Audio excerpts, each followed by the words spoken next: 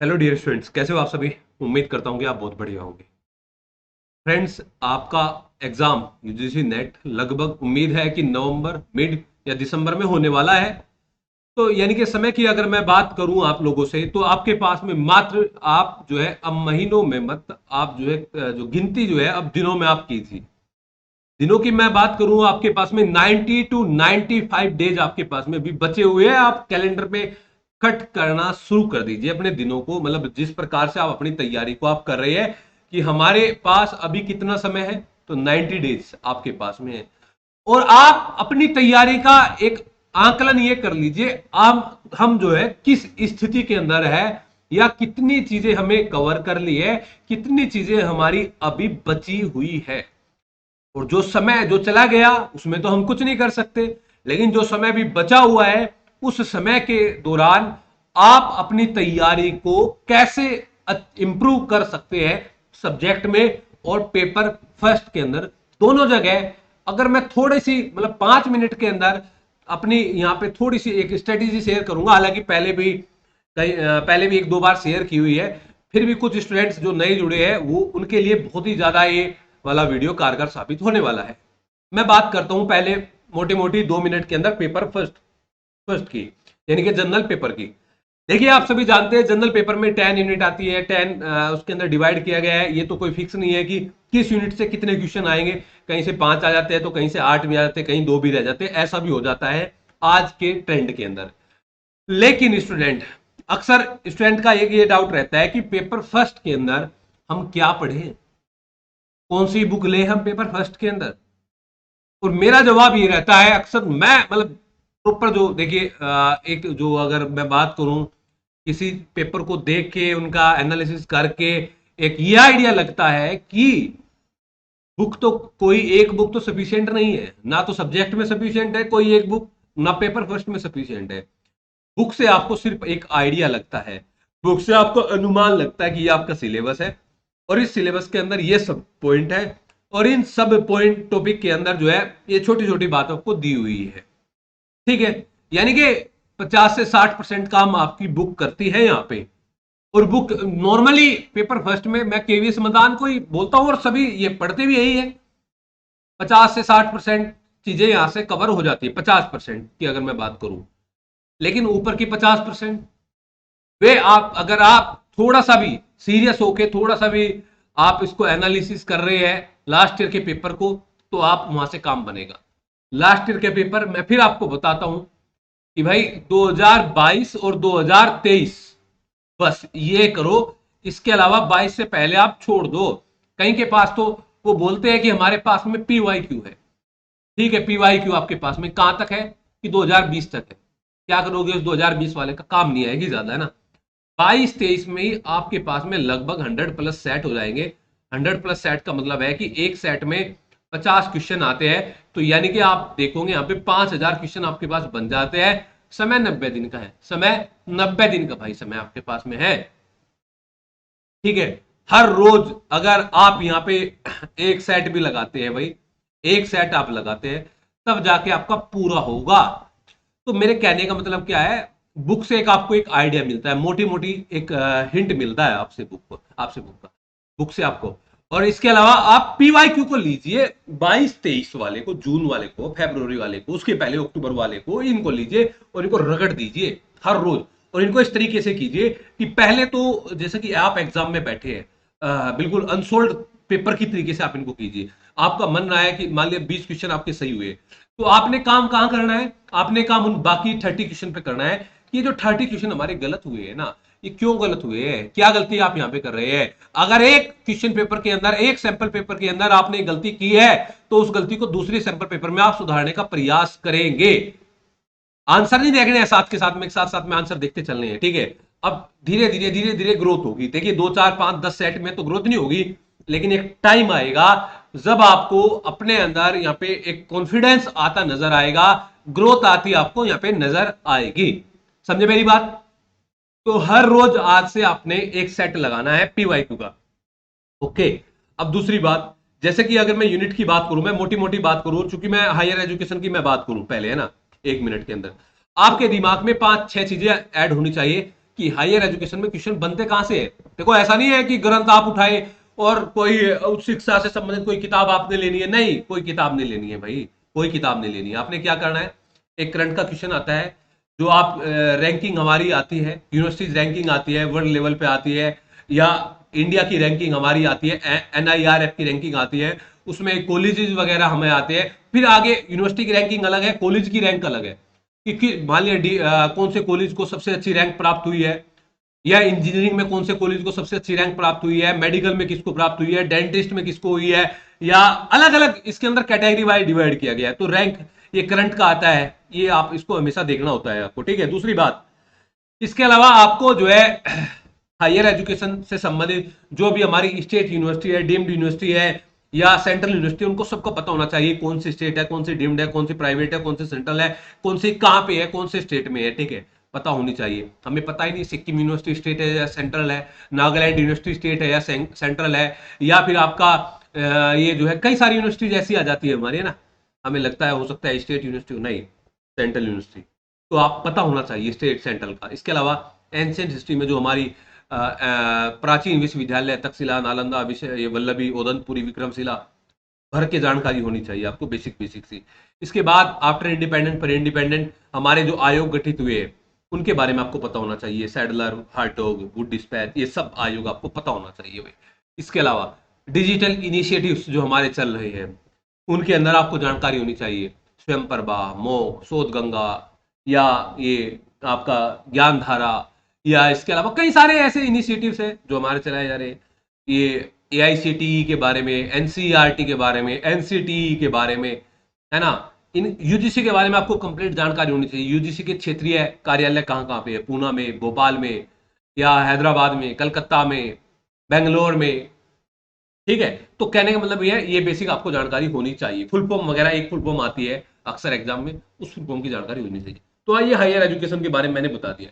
इसी प्रकार इन्वायरमेंट के अंदर आप देखिए, अक्सर पता है SDG MDG क्वेश्चन बनता है, आप क्यों नहीं करते, sustainable development goal, MDG, millennium development goal. इसके अलावा आप बात करते हैं इन्वायरमेंट के अंदर हमारे समिट होते हैं, हमारे ऑर्गेनाइजेशन है भाई, हमारा क्योटो प्रोटोकॉल है, मॉन्ट्रियल प्रोटोकॉल है, किगाली एग्रीमेंट है, या पेरिस एग्रीमेंट है, या हमारा इन्वायरमेंटल प्रोटेक्शन एक्ट है 1986 वाला, है ना, रियो समिट हमारा है। एग्जाम में क्वेश्चन आता है अक्सर, आप इन पे विस्तार, इन पे रिसर्च करिए, मतलब रिसर्च का मतलब है जो टॉपिक आपके सिलेबस में है उन्हीं पे आप फोकस कीजिए। इसके अलावा पोल्यूशन पे क्वेश्चन बनता है, गैसेज आपको पता होनी चाहिए, एयर पोल्यूशन से संबंधित जो गैसेज हमारी है भाई, मीथेन के बारे में, या नाइट्रस ऑक्साइड के बारे में, नाइट्रिक ऑक्साइड के बारे में, या बेंजीन के बारे में, या इन जो गैसेज है ये हमारे क्वेश्चन बनते हैं। साउंड पोल्यूशन से क्वेश्चन किससे बनता है, डेसिबल से बनता है। ट्रक चल रहा है कितनी आवाज कर रहा है, डीजे चल रहा है कितनी आवाज कर रहा है, पत्ते की झंझनाट की आवाज आ रही है कितने डेसिबल में आवाज कर रही है, जेट उड़ रहा है कितने आवाज आ रहा है, तो ये डेसिबल इनके बारे में जानकारी होनी चाहिए, ठीक है। इसके अलावा आपको जो है ये आपका इसमें PAN के बारे में जानकारी होनी चाहिए। PAN फुल फॉर्म यहाँ पर भी आती है, इन्वायरमेंट के अंदर भी आपकी फुल फॉर्म हमारी वैसे यहाँ पे बनती है। कुछ हमारे आंदोलन हुए हैं, चिपको आंदोलन हुए हैं, अपिको आंदोलन हुए हैं, या यहाँ पे इसके अलावा जो है ये नावदल्य आंदोलन हुए हैं, या फिर इसके अलावा कई सारे आंदोलन हमारे इसके अंदर, नर्मदा बचाओ आंदोलन हुए हैं। तो वो इन्वायरमेंट से संबंधित आंदोलन आपने देखने होते हैं। और मैं आपको बताऊं DI का तो हर रोज आपको एक क्वेश्चन प्रैक्टिस करना चाहिए, हर रोज, और वो PYQ का होना चाहिए वो क्वेश्चन 2022-23 में DI का। यही चीजें आप मैथमेटिकल प्रैक्टिस भी अगर आप कहीं से करते हैं तो PYQ से अच्छा कोई ऑप्शन नहीं है मैथमेटिकल प्रैक्टिस रीजनिंग करने का, मतलब प्रैक्टिस रीजनिंग की प्रैक्टिस का। लॉजिकल रीजनिंग हिंट आपको PYQ से ही मिलेगा। इंडियन लॉजिक से आजकल बहुत ज्यादा क्वेश्चन आ रहे हैं, उन पर थोड़ा ध्यान देना होगा। इसके अलावा कंप्यूटर बेसिक क्वेश्चन आता है अक्सर, है ना, ईमेल से आता है, इनपुट आउटपुट से आता है, सिस्टम सॉफ्टवेयर या इनसे अपना क्वेश्चन बनता है, या हमारा बाइनरी ये इनसे आता है, थ्योरम से आता है। तो इन चीज़ों पे थोड़ा काम करना है आप लोग। और रही बात आप टीचिंग एप्टीट्यूड की, टीचिंग एप्टीट्यूड में कुछ जैसे कि आपकी लेवल ऑफ टीचिंग आ गया, या फिर इसके अलावा यहाँ से क्वेश्चन कुछ कॉन्सेप्चुअल भी आते हैं। ऐसा नहीं है कि सारी सारी चीज़ें फैक्चुअल आती है, जहाँ से अभी तक मैंने बताया चीज़ें वहाँ पे कुछ आपकी ज़्यादातर चीज़ें फैक्चुअल आती है, यहाँ पे कॉन्सेप्चुअल आती है। हायर एजुकेशन के अंदर ये सॉरी टीचिंग एप्टीट्यूड के अंदर, रिसर्च एप्टीट्यूड के अंदर और कम्युनिकेशन के अंदर। तो यहाँ पे काम करना है आपने टू द पॉइंट। और किस पे काम करना है? पीवाईक्यू पे काम करना है। ये बात आप लोगों को समझ में आई होगी। पेपर फर्स्ट की 90 दिन है, उठा लो आज पीवाईक्यू, रगड़ दो उसको। अगर आप हमारे साथ जुड़ना चाहते हैं तो आप हमारे साथ जुड़ जाइए पेपर फर्स्ट के लिए। हम भी पेपर फर्स्ट करा रहे हैं और सब्जेक्ट दोनों ही करा रहे हैं। अब मैं बात सब्जेक्ट की करता हूँ। 90 दिन का टारगेट है, 90 दिन का टारगेट है। सबसे पहले 2023 जून दोनों शिफ्ट, एक क्वेश्चन बचना नहीं चाहिए, क्वेश्चन का ऑप्शन भी बचना नहीं चाहिए आपसे। 2023 के जून वाले पेपर में जो है दोनों शिफ्ट के अंदर, 2023 फरवरी वाला 2 शिफ्ट, 2022 नवंबर वाला 2 शिफ्ट, इसके पहले 2022 पहले वाला। तो देखो 600 क्वेश्चन बन गए, 600। तो ऐसे ही आप अगर 1000 क्वेश्चन की प्रैक्टिस करोगे ना 2018 के बाद भी करोगे, तो इससे आपको एक प्रॉपर आइडिया लग जाएगा। कुछ स्टूडेंट ऐसे हैं जिनको अभी तैयार करना शुरू किया है, वो लगता है उनको कि हमारा दिसंबर नहीं होगा, हम जून के लिए तैयार कर रहे हैं। वो चीजें माइंड से निकाल दो आप भाई, आपका दिसंबर में ही होगा, जून के लिए आप छोड़ दो। बट माइंड सेटअप बना लो, सारा कमाल जो है वो माइंड सेटअप का है। अगर आपका माइंड सेटअप अच्छा है तो आप कर जाओगे, अगर माइंड सेटअप अच्छा नहीं है तो आप नहीं कर पाओगे, चाह के भी नहीं कर पाओगे। आप कितनी मेहनत कर लो, 18 घंटे पढ़ लो, 15 पढ़ लो, 14 पढ़ लो, कोई फर्क नहीं पड़ने वाला है। माइंड सेटअप बना लो आप, है ना? ठीक है। तो सबसे पहले मैंने बताया 18 के बाद वाले पेपर करने हैं। इसके बाद अगर मैं बात करूं, अब फोकस करना है प्रॉपर मॉडर्न हिस्ट्री पे, एंशिएंट हिस्ट्री पे ज्यादातर। अब चीजें देखो, वैसे तो आपको यूनिट वाइज ही पढ़ना होता है, एक एक चीज पे तो मैं नहीं मतलब बता पाऊंगा। जैसे कि मैं हिंट दे दूं, अगर मैं हिंट दे दूं आपको, अगर मॉडर्न हिस्ट्री की 7th यूनिट से मैं हिंट देता हूं आपको, 7th यूनिट आप पढ़ना शुरू करते हैं, कर्नाटक संघर्ष को बिल्कुल भी मत छोड़। मतलब पढ़ना तो सारा ही है भाई, कर्नाटक संघर्ष, उसके बाद में क्षेत्रीय राज्य पढ़ते हैं, भर भर के क्वेश्चन आते हैं मराठों पे, मराठा संधि पे भर भर के क्वेश्चन आते हैं। पेशवाओं के बारे में जानकारी होनी चाहिए, बाजीराव प्रथम पे क्वेश्चन बनने की संभावना हर बार रहती है। सोचो कि सरकार कहाँ काम कर रही है आज के समय में, तो आपको भी वही काम करना पड़ेगा भाई, बाजीराव पे काम करो। टीपू सुल्तान पे क्वेश्चन बनने की संभावना बहुत कम रहेगी, बाजीराव पे काम करो, विवेकानंद पे काम करो, अरविंदो घोष पे काम करो, लाला लाजपत राय पे काम करो, सरदार भगत सिंह पे काम करो, सुभाष चंद्र बोस पे काम करो। एग्जाम में क्वेश्चन बनेगा, संभावना ही रहती है। ठीक है। तो मराठा रीजनल किंगडम में मराठा और पंजाब यानी कि महाराणा रंजीत सिंह। ठीक है। इसके अलावा जब आप आगे आते हैं तो इसके अलावा आपका 1857 है, अक्सर अक्सर अक्सर जो एग्जाम में क्वेश्चन बनता है। इसके बाद संवैधानिक सुधार, 2 क्वेश्चन बनते ही बनते हैं संवैधानिक सुधार। तो हर यूनिट में एग्जाम में ऐसे ही क्वेश्चन आपका बनता है भाई। तो आप अपना एक लक्ष्य फिक्स कर लीजिए कि आपको कितने घंटे पढ़ना है, और घंटे से ज्यादा अगर मैं बात करूं, आप डेली अपना कितना टारगेट आप अचीव कर रहे हैं। एग्जाम से पहले जितना पढ़ो, सॉलिड पढ़ो, जितना पढ़ो आपका होना चाहिए वो सजे हुए नोट्स नहीं होने चाहिए।